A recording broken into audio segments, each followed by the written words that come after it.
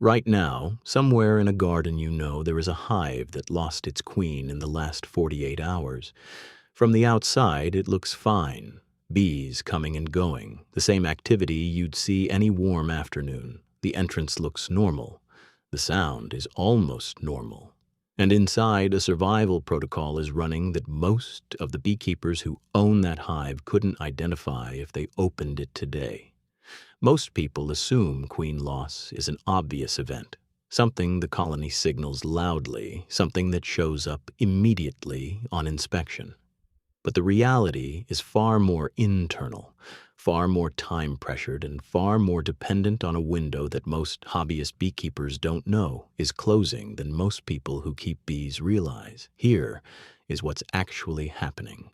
A chemical signal that regulated every reproductive and behavioral system in that colony, suppressing worker ovaries, inhibiting emergency queen rearing, synchronizing foraging and brood care, stopped. The colony detected its absence within the hour. It began responding within the day, and it is now running a 16-day race against a biological clock it didn't choose toward an outcome that is not guaranteed, in a window that will close whether it's ready or not.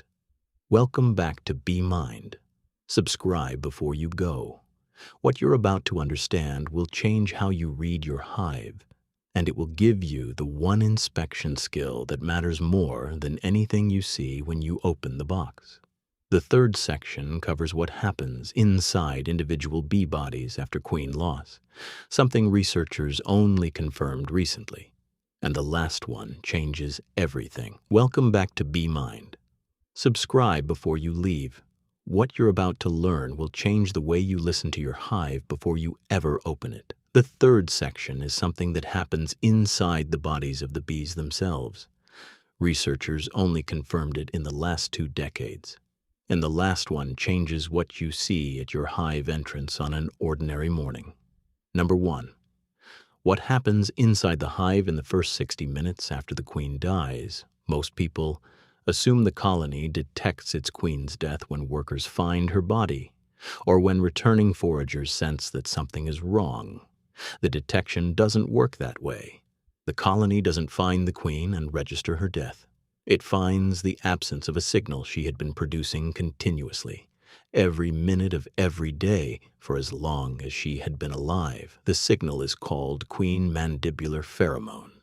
QMP, research from the laboratory of Keith Slesser at Simon Fraser University, identified and characterized it, a precise blend of chemical compounds produced in the queen's mandibular glands and distributed through the colony via worker contact and air movement.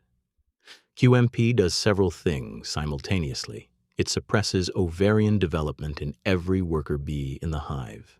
It inhibits workers from constructing emergency queen cells. It coordinates the colony's behavioral rhythms in ways that researchers are still mapping, and it is continuous. While the queen is alive, QMP is present. The moment she dies, its concentration begins dropping. Within 30 to 60 minutes, the bees nearest to where she died begin responding to its absence with measurable changes in behavior. Your hive on a warm morning, bees moving in and out of the entrance, foragers leaving on their standard routes, guards working the landing board. Nothing visibly wrong. Inside, the chemical signal that has been holding that colony's physiology in place has just gone quiet. The bees nearest the queen detect it first. Workers further away detect it as the concentration gradient shifts toward them.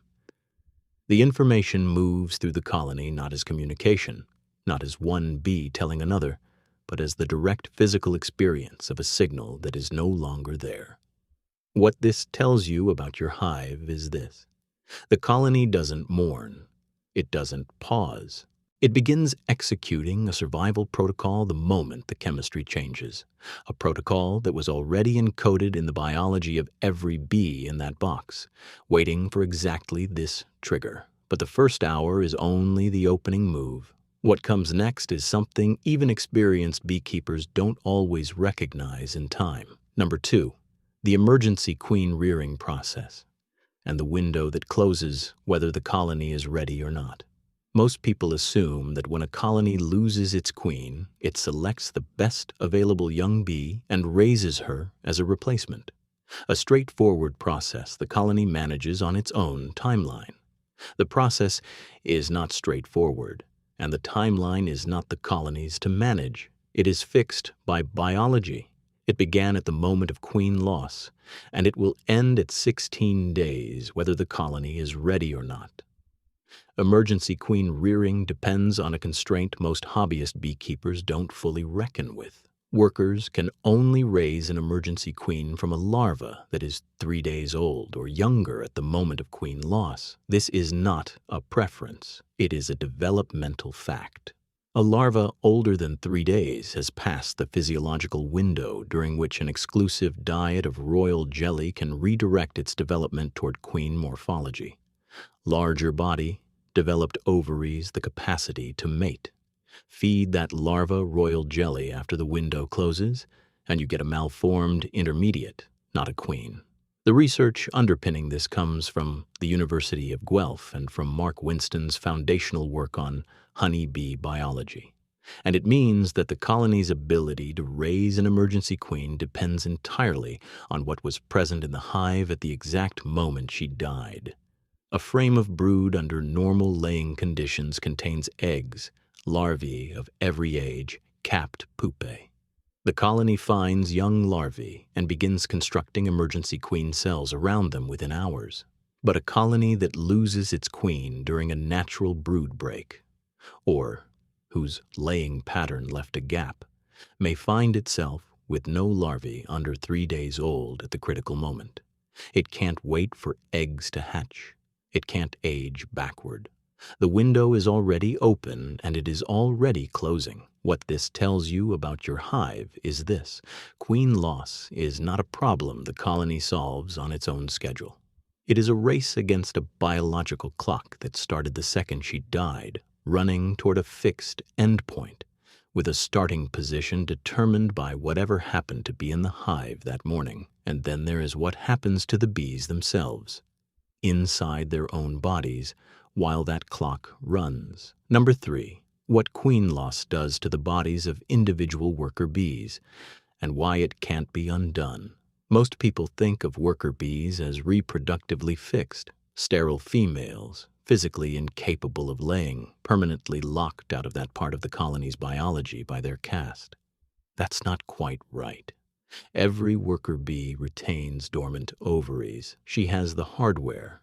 What she doesn't have, under normal colony conditions, is the hormonal environment that would activate it, because QMP is continuously suppressing her ovarian development every day for her entire life. The moment QMP disappears, that suppression lifts. Research published in Insectes Sociaux and confirmed across multiple independent laboratory studies documented what follows. In the absence of queen mandibular pheromone, ovarian development begins in a subset of workers within 24 to 48 hours of queen loss. These workers, called laying workers, will begin producing eggs within roughly 2 weeks. The eggs are unfertilized because worker bees cannot mate. Unfertilized eggs can only develop into drones. Drones cannot forage. They cannot defend the hive. They cannot rear brood. They contribute nothing to the colony's survival. A hive that reaches laying worker dominance is, in practical terms, finished. And it is extraordinarily difficult to rescue even with direct beekeeper intervention, because laying workers actively destroy introduced queen cells and reject introduced queens at a rate that makes successful requeening nearly impossible without a full colony reset. A queenless hive 2 weeks in, still full of bees at the entrance, still active, still loud, still looking from the outside like a functioning colony. Inside, drone brood packed into worker-sized cells, multiple eggs per cell placed at odd angles, the scattered, chaotic pattern that tells an experienced beekeeper in 30 seconds of inspection exactly what happened and approximately when.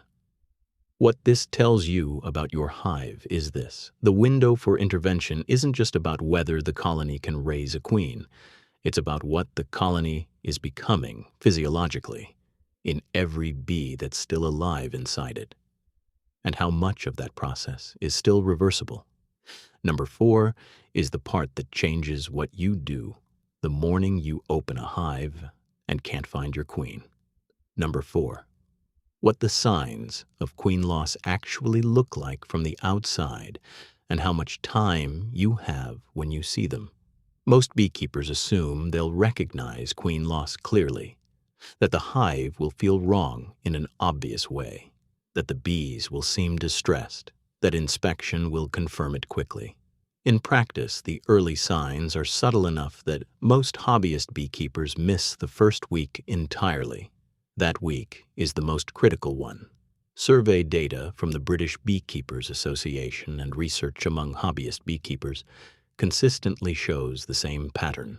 The most commonly missed early indicator is auditory, not visual. A queenless colony produces a distinctive sound, a roaring hum, higher in pitch and less rhythmic than the steady pulse of a queen-right hive, audible through the walls of the box before it's opened. It's not loud, it's not dramatic, but it is different and it is learnable. The problem is that most beekeepers learn to hear it only after they've already experienced a loss. Secondary visual indicators appear later. Absence of eggs on inspection, a brood pattern that's becoming patchy or backfilled, increased propolis and brace comb activity near the tops of frames as the colony's behavioral regulation begins to slip. By the time these are visible, typically day 7 to 10, the laying worker window is already opening. Put your ear against the side of the hive box on a quiet morning before you open it. A queen-right colony has a sound you'll come to know. Full, steady, low. A queenless one is higher, more urgent, less even. The difference isn't always obvious the first time, but it's there before anything else is. And it is the earliest signal the colony can give you. What this tells you about your hive is this: the most important inspection skill isn't what you see when you remove the first frame, it's what you hear before you take the lid off, and whether you've learned to trust it. I've saved this one for last, because it reframes everything that came before it, not as a warning, as a way of seeing something you look at regularly and have always looked at from the outside, from the inside. A honey bee colony at peak summer strength contains 50,000 to 80,000 individual bees. Every forager returning to your hive right now, every house bee working the brood frames, every guard at the entrance, every one of them is operating inside a system held together by a single organism, producing a few micrograms of chemical signal per day, not commanding, not directing, regulating, holding the physiology of 80,000 individuals in a specific configuration through the continuous presence of a chemistry so subtle that for most of human history we didn't know it existed. That's what a living colony is, a chemical negotiation running constantly at a scale you can't see. The morning you stand at your hive and watch the entrance, bees coming and going, the rhythm you've watched all season, everything looks right. And somewhere inside that box, the signal is already gone. The colony is already 3 days into its 16-day window. The nearest bees already know, the foragers don't yet. The hive is 2 things simultaneously, and from where you're standing, it looks like one. 50,000 bees, 1 chemical signal, 16 days. The margin is thinner than it looks. The beekeepers who've lost colonies to queen failure and felt like they should have caught it sooner, they weren't negligent. The signs are genuinely subtle in the first week. The biology moves faster than a weekly inspection schedule. The hive at day 4 looks almost identical to the hive at day 1, and the hive at day 1 looks fine. They trusted what they saw. They just hadn't yet learned what to listen for. And that is a different skill, one that doesn't come from reading about bees. It comes from standing next to them in the quiet. Before you open anything, go back to the beginning, the hive on a warm morning, Foragers leaving, guards at the entrance, everything normal from the outside. You know now what that normal is actually made of. A continuous chemical signal produced by one bee, distributed through 80,000, holding a system in place that falls into a precisely sequenced emergency the moment she stops. You know what the emergency sounds like. You know what the window is. You know how fast it closes. Next time you're at your hive, before you lift the lid, put your ear against the wood. Listen for 30 seconds. You'll know what you're listening for now. And that's the thing that catches it in time.